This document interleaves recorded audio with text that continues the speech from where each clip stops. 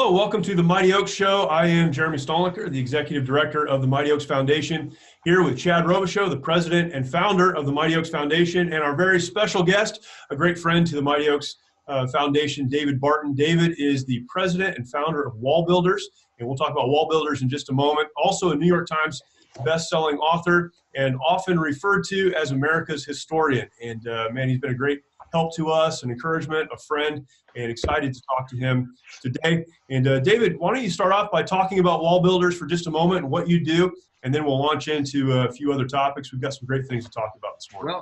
Well, we actually are not helping build the wall on the southern border, so that's not It's a great fundraising platform right now, though, I hear. Yeah, exactly. Yeah, we actually take that name from the Bible book of Nehemiah, which is the largest grassroots story in the Bible. At that point in world history, if you didn't have a wall around your city, you weren't a city. You couldn't control the flow of who comes in and out. You couldn't keep the enemy out. You couldn't protect yourself. So when the Babylonians defeated Israel, they tore down the walls of Jerusalem. When Israel goes back to being a nation, they say, we got to rebuild the walls. We got to get strength back around us. And so we like that allegorical figure of rebuilding things that have been torn down. And so we see a lot of stuff in our communities, in our nation, and our morals and our education, all sorts of stuff that needs to be rebuilt. And it's a grassroots book, which when you look at them building the walls, most of the guys weren't qualified to do it. They just got out there and did what they could. And so, you know, you're out there laying stones. You got a man and his daughters, and you got a soldier, and you got an apothecary, and you got perfume makers and jewelers. And that's not what they're trained for. It didn't matter. When everybody does something, it helps rebuild the country or the morals or education or whatever. And so that's what we use. We're surrounded here with all sorts of history. We've got about 120,000 items from before 1812. So lots of, you know, that drum right there over my shoulder is from George Washington, the American Revolution. That was a drum he had at Mount Vernon. So we're surrounded with lots of history. We try to help put context back into current things by looking at history.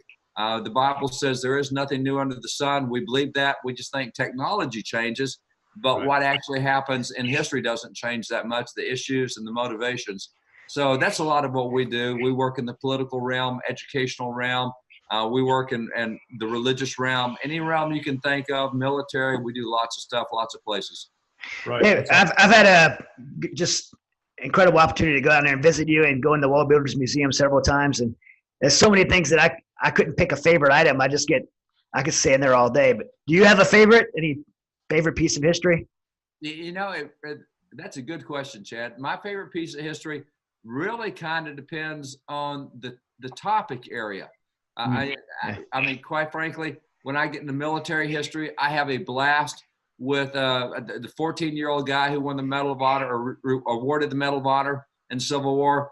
12-year-old guy for bravery on the battlefield, promoted to sergeant and then lieutenant as a 12-year-old. And, you know, I look at stuff like that and I go, this is so cool. Yeah. We actually were recently, we're doing a TV series where we're telling stories of folks. And we were recently at both of those battlefields, Chickamauga and the Siege of Vicksburg, and showing where those guys did their stuff. And it is so much fun to envision a 12-year-old, a 14-year-old doing the stuff they did, you know, considering the way we look at things today, that you're not an adult till you're 18. My gosh, back there, you're an adult when you're 12 or 13. Get on with life, you know, come on. So, I mean, that's fun. When I get into religious stuff, we got some really cool Bibles, Founding Father Bibles I think are really fun. When we get into educational stuff, I love pulling out an 8th grade exit exam from the 1920s. Nobody went to school past the 8th grade in the 1920s.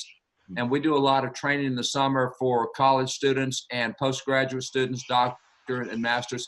And we give all those kids an 8th grade exit exam, and we haven't had a single kid yet pass the 8th grade exit exam from 1820. And we're talking guys.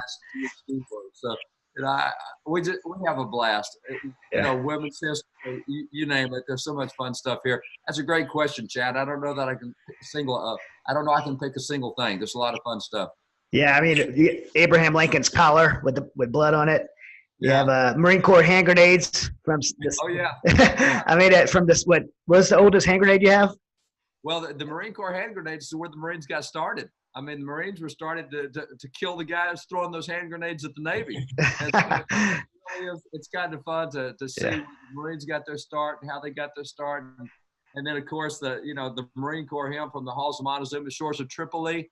And nobody realizes we fought Muslim terrorists for 32 years as our first major battle in American history after the revolution. So we've got a lot of stuff from that period of time. You know, former Marines, we got the original kind of leather necks that you guys used in the Barbary Power War. Yeah. So it's a lot of fun. It's a lot of fun.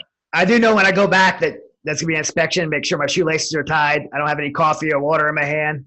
Right. Yeah, exactly. I mean, I get nervous in there. We try to keep people from sharing their Chick-fil-A lunch with George Washington when they come in. Well, one of the things you do, David, is not only educate about American history, but about world history. You're very involved, as you mentioned, in political advocacy and so forth. And you just came back from a trip from Israel, and that's something you do regularly.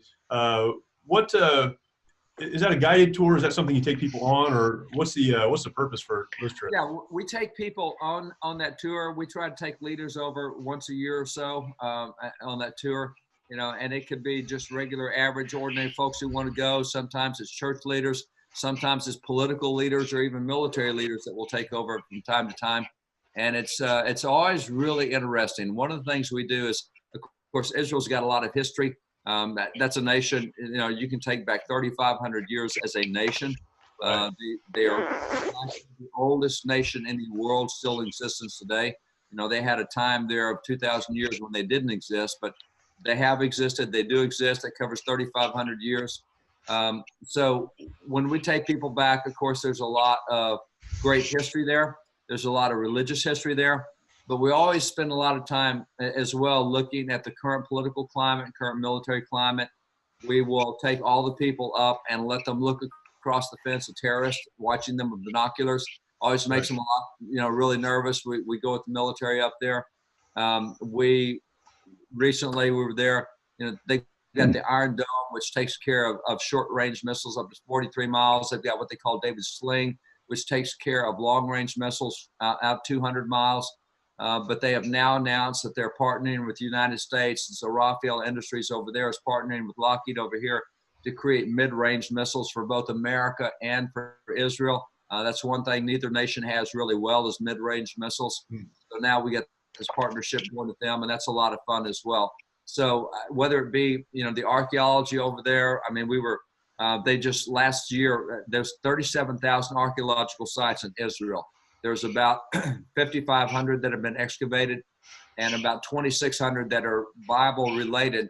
And thus far in 2,600 Bible related archaeological excavations, they've not found a single thing that disproves the Bible, which is always really cool. So we were, just last year, they discovered the place where the Ark of the Covenant had been kept and was rested before David moved to Jerusalem. And you know, it goes back to the Indiana Jones kind of the Raiders. Yeah, right. Yeah. Don't look inside if they open it. I saw the movie. I'm so glad I wasn't there. I would have looked. I could. They didn't find the Ark, but they found where it was kept. So, right. Yeah. You know, it's cool stuff when we go to Israel. And of course, from our standpoint, the political side, you know, we went by the embassy there in Jerusalem. President Trump moved the embassy there, which I think is a huge deal. Yes. Really big yes. deal. You know, from a spiritual perspective, being a Christian, believing in the Bible, one of the very first covenants God made with the entire world was, look, I chose Israel. They're my people. If you bless them, I'll bless you. If you curse them, I'll curse you. I think the way a nation treats Israel has a lot to do with whether that nation remains a world power or goes down. You know, there's no question. Great Britain used to be a world power. There was always said the sun never set on the British Empire. I mean, they spanned the world. And then after World War I, when they turned against Israel, they're not much of a world power like they used to be. You know, they're a pretty small nation. They're having so much internal strife in their own nation. It's a whole different nation, but 23 nations we can document that when they turn against Israel, they don't do well as a world power or as a military power or as an economic power. So I firmly believe that Bible verse and what God says, which is why I think what we did with the embassy to Jerusalem was a great deal. And what we're doing to partner with Israel on military weapons and sharing weapons and There was a time we wouldn't even send them missiles for the Iron Dome, but we're now back to being friendly with Israel again, and I think that's a significant deal. Now, what are your thoughts on? And I think you and I would know, and all three of us would probably agree that this has never went away, but the anti-Semitic rhetoric that's being thrown out right now around the world, not just in our country, but everywhere. It seems like it's increasing. Is it really increasing, or is it just that the media and the social media networks, the news has become more of a megaphone? Is something changing? Well, let me do a little global perspective here. I mean, look across the world. What would you consider to be oppressive nations across the world? Nations that oppress their people. Iran? In there. Yeah, Iraq, Afghanistan. I put a lot of the Middle Eastern nations. I would point to Burma. Burma has had a civil war for 79 years. There's a camp there of 1 million Christians that are in refugee camps from being persecuted. You go through China, you go through what's happening in Vietnam, you go through Cuba, you go through a lot of places. And yet last year, the UN managed to pass 21 condemnations of Israel and only 6 condemnations for any nation in the rest of the world. Yeah, so the anti-Semitism is alive. And here you got Israel, who is an ally. They are feeding intelligence information. Their relation with Saudi Arabia, with Egypt, with their neighbors, with Jordan, Lebanon is really good. But they still are the attack for the United Nations. I mean, that's where they attack. So I look at Israel, anti-Semitism's up. We know that even in the United States, we no longer teach about Israel or even about World War II, the Holocaust. Hey, Jonathan, grab the notebook on the Holocaust. One of the things we see right now is that 21% of millennials have never heard the word Holocaust, and 71% of millennials don't know what Auschwitz is. Wow. So we came out. That's incredible. So this is high in our schools anymore. Our children are not being taught about the Holocaust. I've heard you say it. It's not just the Holocaust, Chad. It's most stuff. I want to show you something right here. This is the standards, the AP United States History Standards, updated fall 2015. Now, that means updated because in fall of 2014, they came out with the history standards for World War II. And World War II, if you can see this, that is the entire history section for World War II. It was a pretty short, uneventful war. So. There was only 60 million lives lost. It was only 4 years. It was a global war, involved dozens of nations. And you see no mention of Eisenhower, no mention of Patton, no mention of Battle of the Bulge or D-Day. You find no mention of any of that. There is what they mention is, here's my most fun part. It says the United States and its allies achieved military victory through Allied cooperation. Then it talks on through here, and as it goes down in this middle one, what it tells you is, I'll just read it to you here. It says, let's see, I got to find it here real quick. Yeah, here it is. Americans viewed the war as a fight for the survival of freedom. And no, this is the 2015. So 2015, they added in the Holocaust. That's a new one, 2015. The 2014, I showed you the 2015 standards. So let me back up. Here's the 2014 standards. And 2014 standards, it says, wartime experiences such as the internment of Japanese Americans, challenges to civil liberties, debate over race and segregation, and the decision to drop the atomic bomb raised questions about American values. Wow. So you learn 4 things in World War II, and it's how bad America was in all of them. So you don't get anything from Germans or Japanese. You get nothing at all. And that did not mention the Holocaust. So the outcry was so big that they came back with the 2015 standards, which does mention the Holocaust. But it's pathetic. We don't teach history today to any degree at all. We know nothing about it, and that's why anti-Semitism is on the rise in the United States.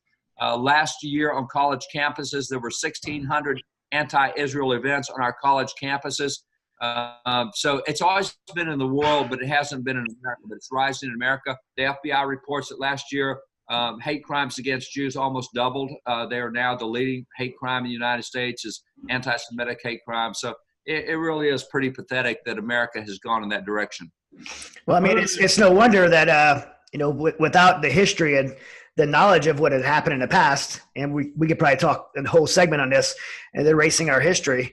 I mean, it's no wonder that this newer generations would not appreciate the freedoms and liberties and the cost that this type of behavior and this type of views would have on our country and our future. What we've created is a very entitlement minded culture where this is entitled to me, and there's never showed to be cost or sacrifice. That's why right now, when you look at 75% of college students support socialism over everything else, 69% of millennials do so, and 41% of all Americans. But here's how bad our education is. The guy who did the poll on 41% of all Americans support socialism, I love him as a pollster, George Barton. He is the guy that will not let you get away with just saying what you believe. He's going to ask you more about why you believe it. So after 41% of Americans said, I support socialism, that's what I want. It's more fair. It has more sharing. Everybody prospers. He then asked them 41 additional questions, and they're all questions on what socialism actually is. Do you support greater government ownership of private property? Do you support greater regulations? Do you support greater government control of business, et cetera?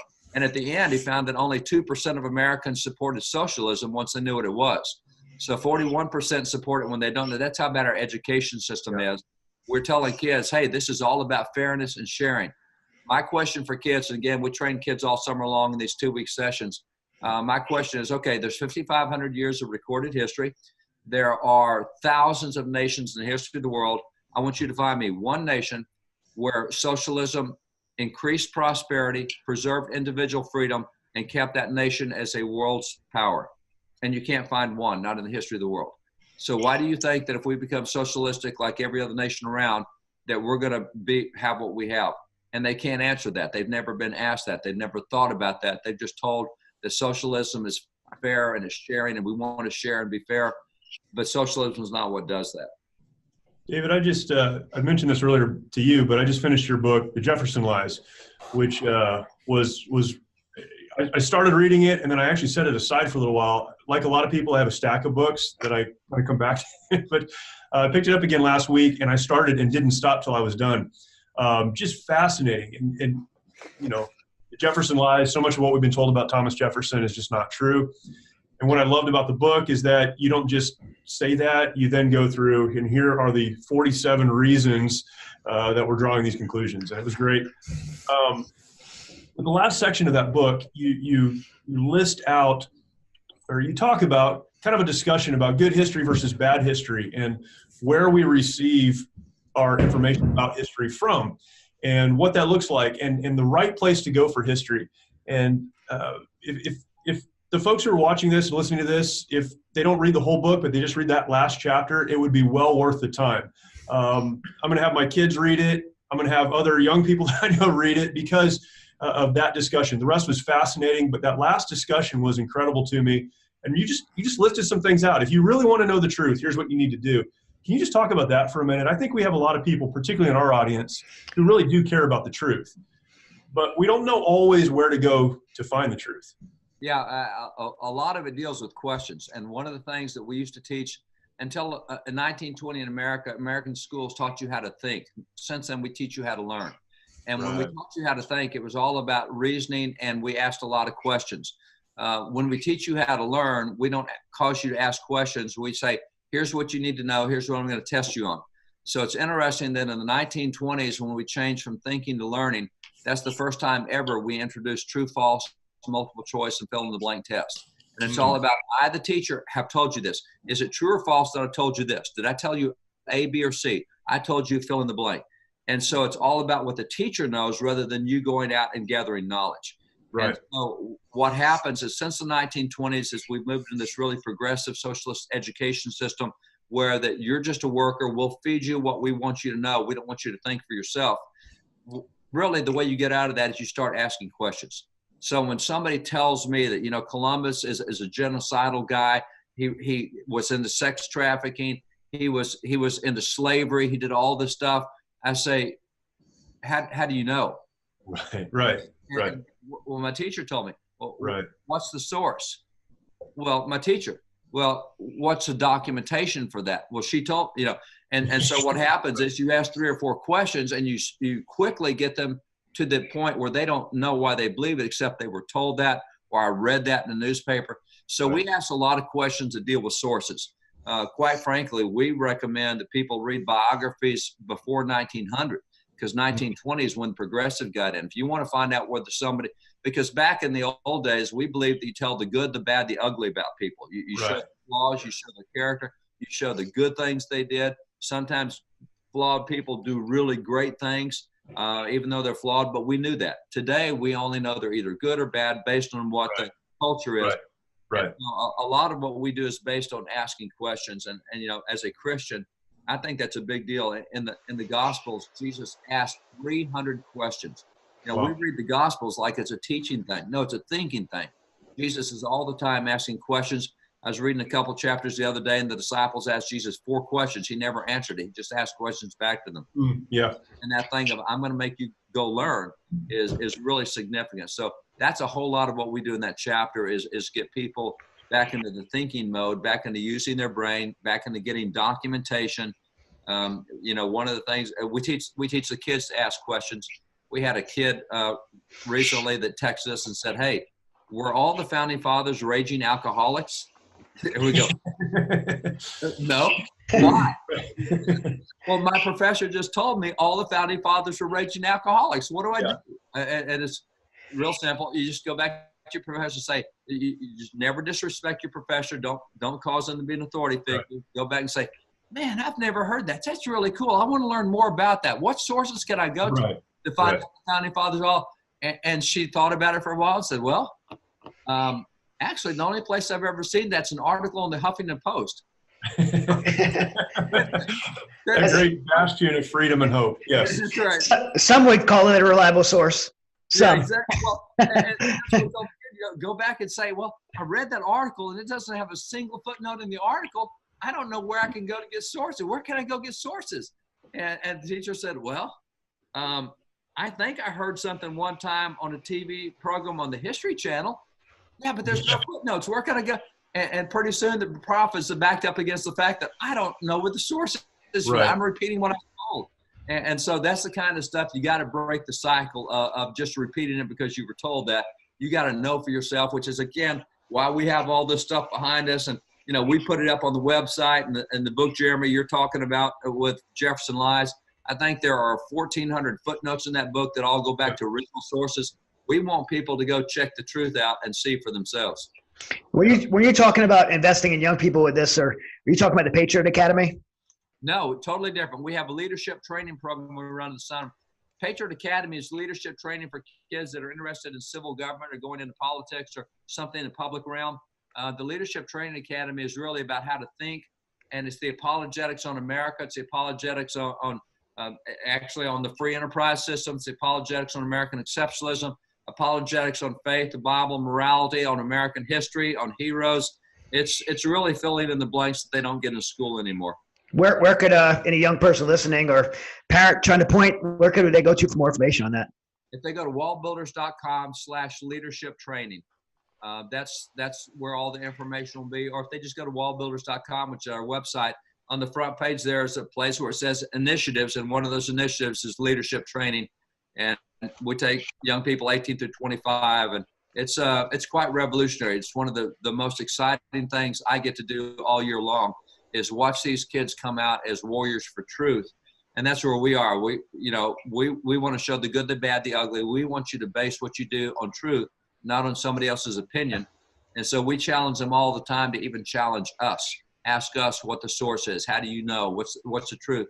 And it's really fun to see kids come out with that aggressive truth perspective.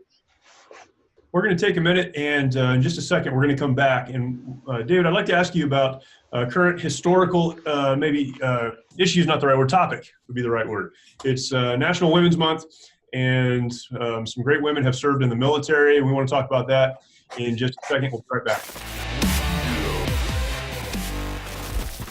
And we are back with our special guest, David Barton of WallBuilders, and appreciate David spending some time with us today. And that Israel trip we just talked about, you're literally just getting back from it. So you probably have no idea what you're actually saying right now. Just kind of talking. Jet lag.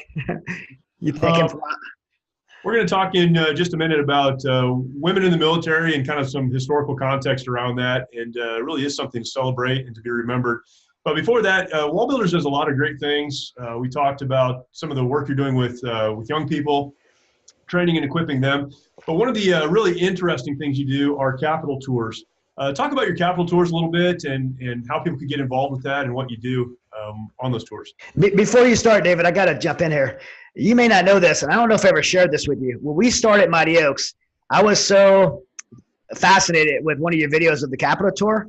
At the end of the Mighty Oaks program, we would show your video of you giving a U.S. Capitol tour.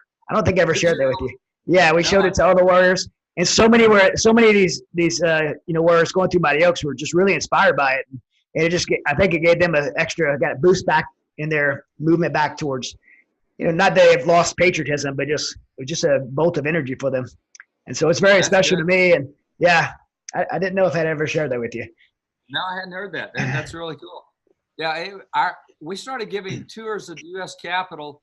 We have so many members of Congress that are good friends. And so we're often in Washington, D.C. We actually have an apartment there. We're up there so often working on policies and things with various administrations over the years and various Congresses. And so we'll end up in the Capitol real regularly. And so as I was in the Capitol one night, it was back in, I don't know, it was 94. So, 25 years ago, was going through the Capitol and was over in Speaker Newt Gingrich's office. And Speaker Gingrich had brought out some really cool stuff from Smithsonian Museum, had the head of a Tyrannosaurus Rex in there. And so, stuff in his office is pretty cool. And I was going through it with Steve Largent, who is a Hall of Fame football player. He played for Seattle Seahawks. He was a congressman at the time. And so as we were walking through the Capitol and talking about the stuff that Newt had, and, he would look at a statue and, hey, I wonder who that is. And, well, I knew who it was and would be able to talk about it. And so I just knew enough of stuff in the Capitol because I knew enough about history that he said, man, you ought to give some tours of the Capitol. Well, we do that, but the tours, because it's in the Capitol, it can only be set up by a congressman. And so we do these tours set up by a congressman. We have several a year. We'll usually do 12 to 15 a year. And we get to go in places in the Capitol that the public is not allowed to go on public tours. Public tours are pretty short. They don't give you much. And what's cool about what we do is a lot of times you'll see a statue with the guy in the statue holding a letter. Well, we've actually got that letter. We can pull the letter up. Wow. And so it's a lot of fun being able to show the things and stop throughout. So, we can do that with civil rights history or religious history or military history, whatever group we take through, we can kind of tailor it for them because literally I used to, before 9/11, I could walk into the Capitol anytime, day or night. I could spend the night over there, and I did. There's like 7 floors in the Capitol, and it is so populated with stuff that I could walk through all night seeing different stuff and never get to the end of it. So whenever we go over, we'll spend 2, 3, 4 hours there, but you can't even hardly get started. But it is so awe-inspiring to see the cool stuff there and to hear the history behind it. And that's what we do at those tours.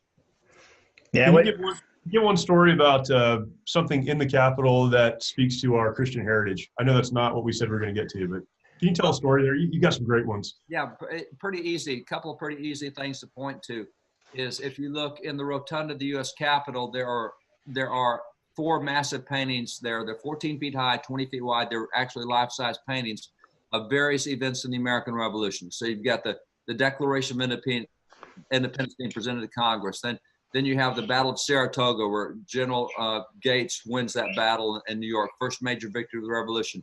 You've got George Washington in the final battle at Yorktown, all of his officers there.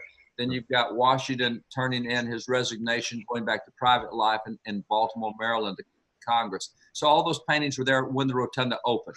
I mean, that's all stuff. It was painted by a founding father. However, the other side of the rotunda was kind of bare, and Congress said, well, let's put some paintings over there as well. So there's 4 paintings over there. They did those paintings specifically to capture the Christian heritage of the United States. And so as you look at those 4 paintings, they're massive. Again, 14 feet by 20 feet. And those 4 paintings, among those 4 paintings, you have 3 prayer meetings, a Bible study, and a baptism, all out of American history. And so as you walk throughout the Capitol, you see statues everywhere, every state, starting in 1863, every state's allowed to display 2 of its heroes at the Capitol. So there's 2, every state has 2 of its heroes there. What's interesting, among those 100 statues, nearly a fourth of them are ministers of the gospel. Now, wow. there's no way in America today that 25% of the population is ministers of the gospel. It's more like Right. 1%. So that's the effect that actually faith and religion has had in building the nation, building the states. The Oregon, one of their statues of the Reverend Jason Lee, who was a missionary who went out there, he founded the state of Oregon, wrote their first constitution. The state of Washington has Marcus Whitman, a medical missionary and a preacher who went there and who founded missions there at Walla Walla. So, I mean, so many of the states, if you look at Hawaii, Father Damien is their big guy in Hawaii. All these states have preachers because faith played such a huge role in the founding of that state. And most people don't know that today. So that's just a couple of examples of the faith throughout the Capitol. Yeah, one of the things I really appreciated about the Jefferson Lies was that discussion on the separation of church and state and where that concept came from and the wall between state and church. I mean, that's fascinating, but clearly the intent of our founders was not what we have concluded it was. Well, if you take Thomas Jefferson, the one who popularized the phrase separation of church and state. Yep. So I would assume that he knows what he's talking about when he talks about separation. Right. When we're in the Capitol, we'll take you into the first House chamber. And the first House chamber is where Thomas Jefferson helped start a church that met at the Capitol every Sunday at the Capitol. Right. He went there faithfully for 3 months as vice president, for 8 years as president. He asked the preachers to come preach at that church at the Capitol. Right. No, wait, you can't have a church in the government building. Separation, church and state. Right. Time out. Jefferson's the one who started it. He's the one who did it. And so by the time you get to 1857, the largest church in Washington, D.C. was a church that met inside the U.S. Capitol. 2,000 people a week went to church there at the Capitol. That's where the president went. That's where the House and Senate went. And today, you can't even hardly have a prayer at a city council meeting. And back then, they're having church. And we own a lot of the sermons that were preached inside the Capitol. We've got the diaries of guys who attended there, John Quincy Adams and Jefferson and others. It's pretty wild because you're right. Separation church and state today ain't nothing like he intended. Well, I mean, we just talked about this in a recent episode where Jeremy and I were doing our best to decipher it, and I'm sure you could do a lot better than us. But the intent of separation of church and state wasn't to protect the state; it was to protect the church. Can you elaborate a little? What you had literally at the time that they wrote that phrase, you had gone through literally 1,500 years of government-established churches. In England, it was Henry VIII. Henry VIII established the Anglican Church because the Catholic Church had a doctrine he actually wanted a divorce. He wants to get another divorce from another wife. And the church said, wait a minute, Jesus said divorce is not good. God said divorce is not good. We're not giving you a divorce just because you want one. No fault divorce. Are you kidding? And so he said, okay, I'll start my own church. So he started the Anglican Church, gave himself a divorce, and he thereafter would decree the doctrines of the church. So we have laws that were passed by the Parliament saying who can and cannot preach the gospel, who can and cannot take communion. These are all the things that don't belong to government. And the government was micromanaging everything. Actually, from a Christian standpoint, we believe Jesus Christ is the head of the church. Well, the pastor of the Pilgrims, Reverend John Greenwood, actually made the statement that Jesus Christ is head of the church. And Queen Elizabeth, who was the daughter of Henry VIII, executed him for that, said, no, I'm head of the church. I'm the one who tells you what to believe. So that's what we had for 1,500 years. The Reformation comes along, 200 years, or actually 150 years in the Reformation. Then people are coming to the United States and they're saying, hey, we don't let the government run our doctrines. We get to express our faith without the government stopping us. And the Pilgrims were actually the first to do that. They elected their church leaders separate from their civil leaders, and they didn't let civil leaders tell them what their beliefs were because that killed their pastor. So separation of church and state simply meant the government cannot stop public religious activities, cannot intervene to secularize the culture. And that's exactly the opposite of what it does today. But the way it does that, the letter Jefferson wrote in 1802, January 1st, 1802, is 233 words long. And it explains the Danbury Baptists were afraid the government was going to shut them down. And Jefferson said, the government can't shut the church down. The government can't regulate religious expression. There's a wall of separation between church and state. Yep. So for all those years, for 150 years, whenever the court used Jefferson's letter, they printed the whole letter, and they used it to keep religious expressions in public. In 1947 is the first time they used only 8 words from Jefferson's letter. since 1984, since 1947, no court has printed Jefferson's full letter, and it's a short letter. It's 3 paragraphs. All they print is a wall of separation between church and state, and that means we can't let a kid say God at graduation. That means we can't let people see 10 Commandments in the courtroom. By the way, there's more than 50 depictions of the 10 Commandments in the U.S. Supreme Court, but they won't let anybody else see those 10 Commandments. You know, it's nuts, but I mean, it's right. What Jefferson did with separation of church and state was say, we're not going to do what Europe did. We're not going to let the government tell you what your doctrines are or where you can practice your faith or how you can practice your faith. We're not going to do that. So he made sure that separation of church and state kept religion throughout public life. Today, we do exactly the opposite. We work to provide a biblical context, and what you wrote about that was the first time I've seen anyone make a connection between kind of the history and the Bible.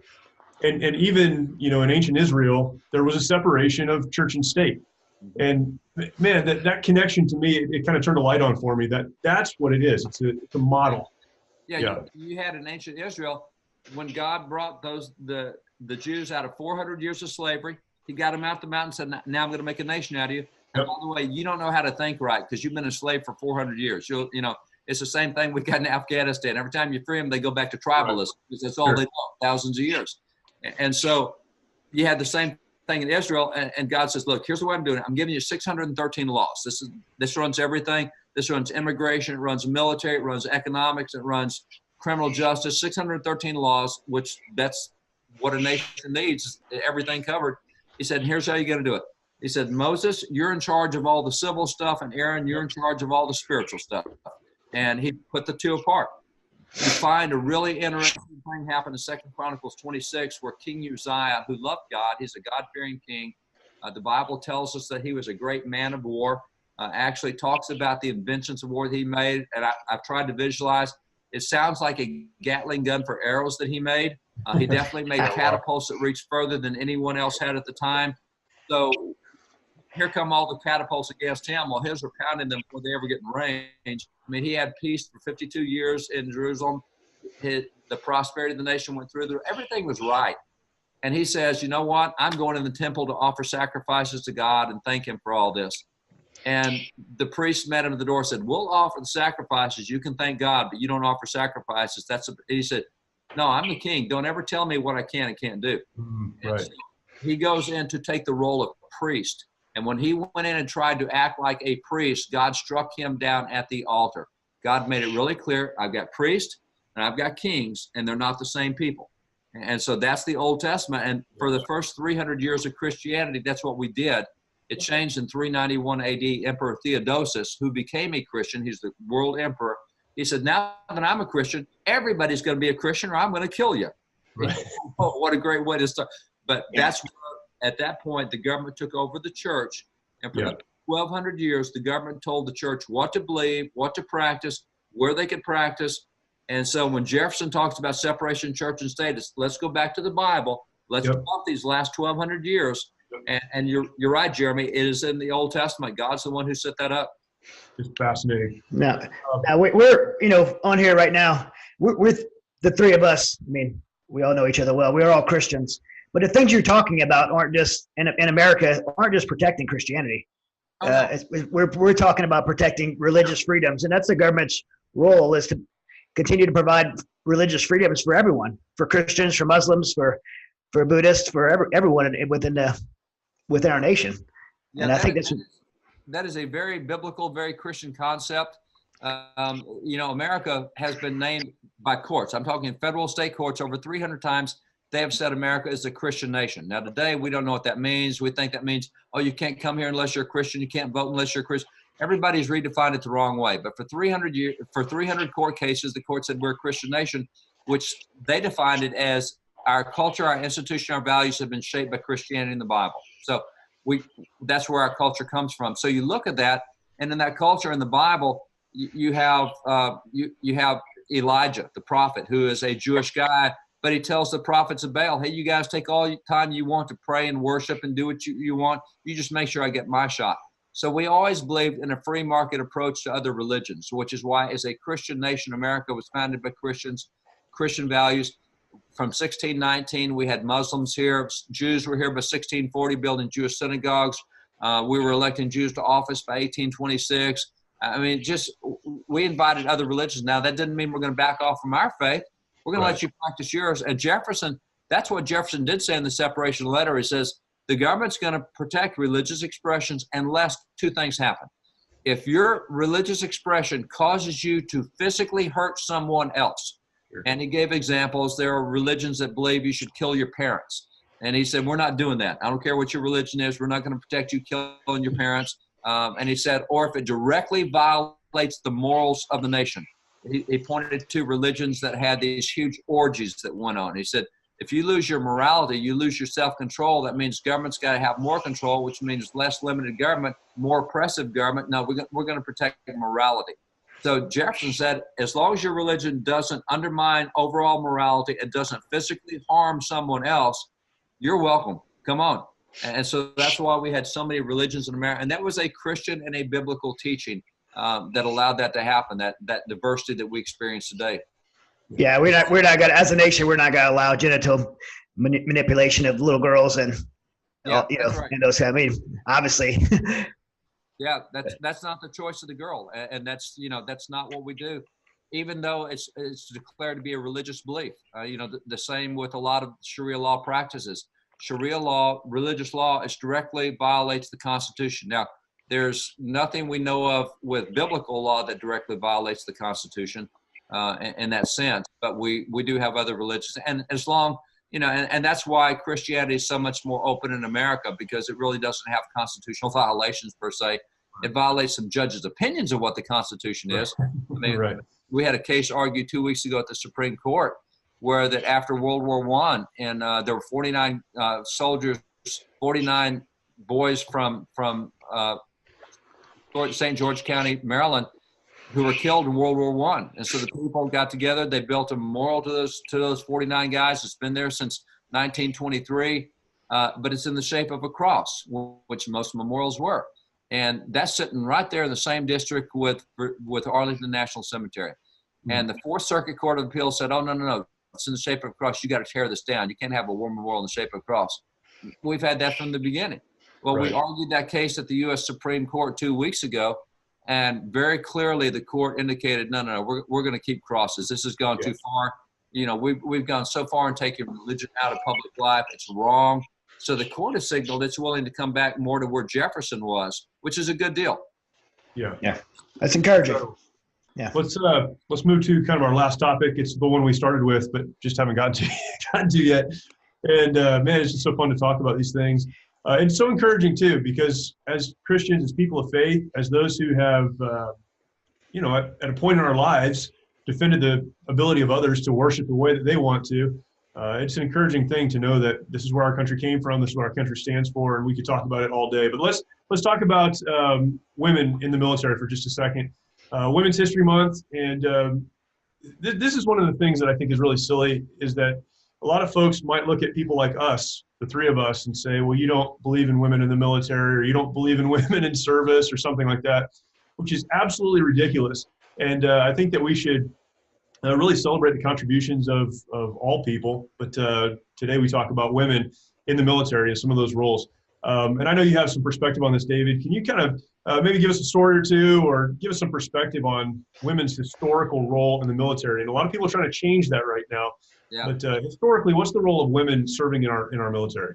Well, it's really kind of close to what Israel does. Israel allows women to serve in the military. They just don't get to do everything. Right. The tank guys over there are often in the same tank for 3 or 4 days without coming out. And there's just places that women were not allowed to serve. But we have, for example, in the Civil War, we had a woman, Mary Walker, who was awarded the Medal of Honor for service in the Civil War. That's pretty wild. People don't know about that. I actually have here, these are handwritten pieces from two heroes in the War of 1812. 17-year-old girl, 21-year-old girl who saved a town in 1812 from British regiments that were attacking. Cool story. It's called the Army of Two, and it was two women who saved the town. So it's a cool story. I've got a gun here that is an interesting gun. Wow. You're not able to read it here on the end, but on the end it says Annie Oakley. Now, people may know who Annie Oakley is. Right. A sharpshooter. And she trained 15,000 women as sharpshooters, and in World War I told Roosevelt, hey, I've got these 15,000 women, they don't miss. If you'll send us to Germany, we can end this war over the weekend, you know? Typical woman. Sorry. It's kind of funny stuff, but there's so much cool stuff back there with women in the military. And so, you know, one of the things we're shooting a TV series now for a network where we're showing heroes, 2 heroes a program.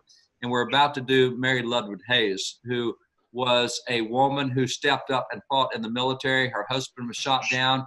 He's part of a cannon crew. When he goes down, the crew goes down. She steps in, takes his place. Washington watches her throughout the battle, and she just, you know, she keeps that crew, that cannon run, and they're very effective in knocking out enemy positions. And so after the battle's over, he commissions her as a sergeant, and she was Sergeant Mary, you know, and so you got all these cool stories about stuff.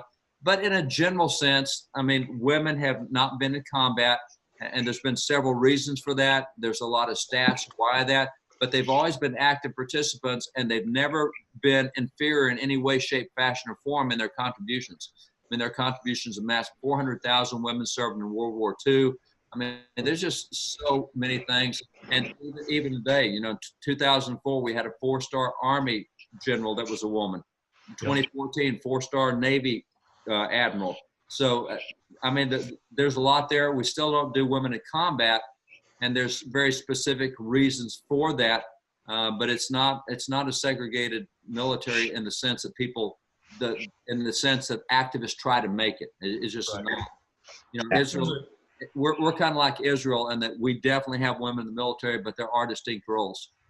The conversation around selective service right now, and including 18-year-old young women in selective service, and potentially in a draft if we were to have a draft. What would be your position on that? It's there's a question of equality. There's a question of the right to serve versus we find those who are best suited for the position that we place them in the military. Where do you fall on kind of that discussion of selective service? Well, I'm going to fall on a historical and aside that while there is equality, there is not the same strength, the same capacity, and I think women should be honored. I don't think you treat women like men. Right. I think that I think there's 2 ways you can tell the civilization that. I think there's 2 ways you can measure the civilization of any culture. One is how they treat Jews, whether it's Germany, whether it's anywhere else. Your treatment of Jews tells you how civilized you are, and your treatment of women tells you how civilized you are. And when you start treating women like they're men, then you're going to have, you treat them like an object, you treat them something else. It's not a good thing. And I think that is what the draft is headed for. When you start drafting women, we have a volunteer force right now, extremely competent volunteer force. And with the volunteer force, you serve because you want to serve. When you have a draft, we have what we had in Vietnam. I'm headed to Canada because I disagree with it. If you choose to be there, you have a whole different culture than when you're forced to be there against your will. And so registering women for the draft, women, if they want to be there, they're enlisting. Right. That makes a choice. Yeah. Now, the argument is, hey, what if you get into a World War II situation where you need more than a volunteer? Do you want to draft in?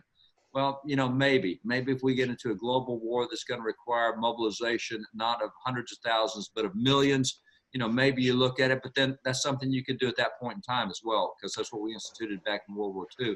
We did a quick draft. And it's because it's a need, not as a political position, perhaps, right. Or I'm trying to prove a point. No, there's a need, and that need has always been filled by our citizens. Yeah. It has been, and one of the things that I'm a huge fan of is truth. And I think you have to adjust your beliefs to what truth is. Right. And right now, we do not allow women in combat. Now, they can fly planes and helicopters in combat, but on the ground in combat, physically involved, the studies have been done over the last 3 to 4 years that what that does, unit cohesion, the less physical strength of women, they can't pick a buddy up and carry them out. It's just too many things. But I was talking to a 2-star general recently who does a lot of work with medical stuff. And he said, there's a really remarkable statistic of those who have been deployed downrange in the war on terror and have come back. We don't allow women to fight in combat. So they do everything from the transportation, the quartermaster, to clerical, to administration, teaching, whatever. But 80% of those women from downrange were coming back with PTS. 10% of men downrange were coming back with PTS. The men are in combat, 10% come back with PTS. Women were not in combat, 80% were coming back with TTS. Now, that's a deployment problem. If you're going to have women in the same units and they have an 80% PTS and they're not in combat, that's a real cohesion problem. It's a real efficiency problem. Sure. So, you know, the truth is that's not my statistic. That's medical statistics. Right. Maybe God did make us different after all. Maybe we're you know, imagine that. Yeah, that doesn't make them weaker or less. I mean, it's because some would say that, right? Oh, they're not less value at all. As a matter of fact, I would argue that they're of more value. I would argue that without the influence of women, that men become uncivilized. When you stop treating women like women, men become more barbaric. And I think look at Middle Eastern nations. Look at how Middle Eastern nations treat their women, and look at how they treat everyone else. And I think when you have a respect and an elevation for women, I don't think that diminishes a woman in any way, shape, fashion, or form. I think they are worth more than men in many cases. I think they're a better influence than men are, quite frankly. From a personal perspective, you know, man, especially at this moment, I think it's a moment of the year where we honor women and their service. And I'm definitely thankful for, our females in the military. And we get to see them at Mighty Oaks and work with them, and just incredible, brave women that are just such an important and necessary contribution to our nation's service around the world right now. But there's also a side of me that's like, somebody might call this a toxic masculinity in me, but I have this protector sense in me. Like, as a father, as someone who has a sister, as a husband to my wife, like, I couldn't imagine as America that we force our daughters and our wives and our sisters to serve in a combatant role, to be forced to do that.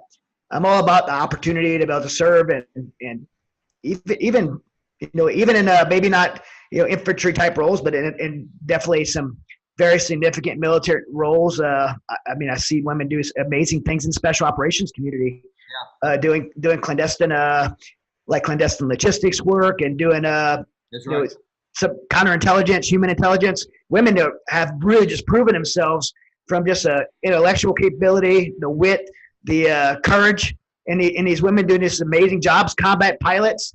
I mean, but to force my daughter, as a dad, for me to imagine us forcing my daughter to be drafted into the military and put in combat, I just can't even fathom that. Where would we go as a nation if we made that choice? It's scary to think. I mean, you look back in history, and some of the best spies George Washington had were women. They were always great on the intelligence side, always great on the ops side. Abigail Adams was the best source of intelligence that John Adams had throughout the Revolution. The role they played was indispensable. There's no question about it. I've got 2 kids active duty military right now, and during deployment times, my daughter, who is she's the wife of a first sergeant.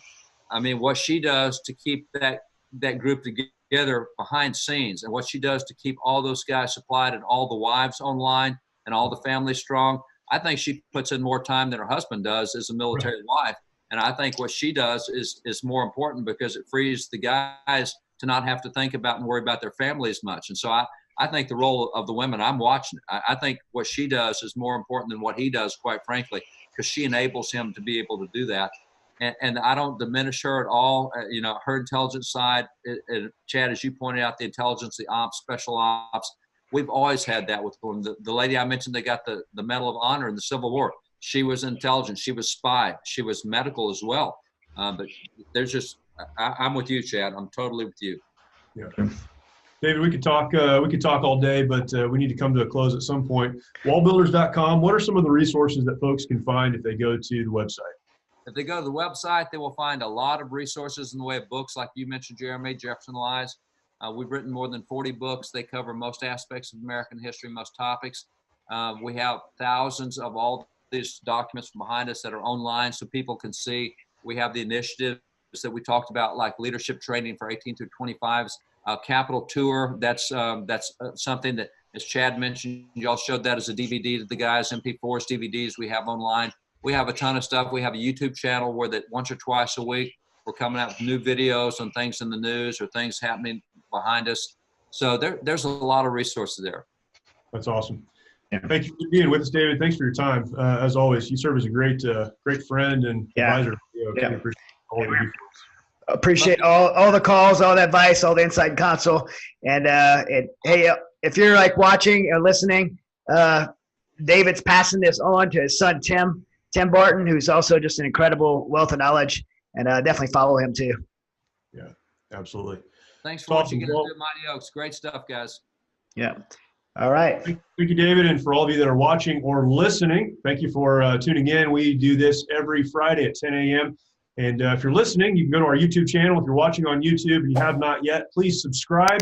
You can share this episode with others who might be interested. And this is the kind of information we need to get to folks who would be interested but may not understand fully what we're talking about today. And I appreciate you getting that out to them.